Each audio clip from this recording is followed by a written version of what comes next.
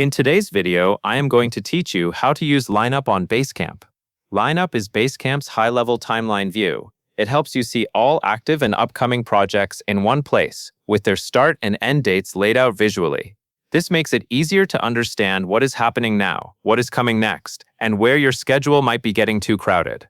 For Lineup to be useful, projects need to have start and end dates set, because that is what creates the timeline. To begin, go to your Basecamp home area where you normally land after signing in. This is the main starting point that shows your account overview and navigation options. From the home page, locate and click the tab labeled Lineup.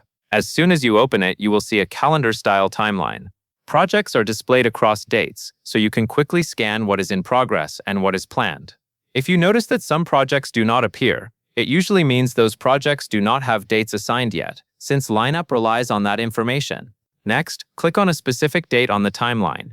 In this example, you will click on 02 May. Selecting a date helps you focus your view around that point in time, so you can better understand what is scheduled for that day and the surrounding days. This is especially helpful when you are planning workloads for a particular week or coordinating around deadlines. After that, click on the project labeled Client. When you select a project from Lineup, you are effectively drilling down from the big picture timeline into that specific project.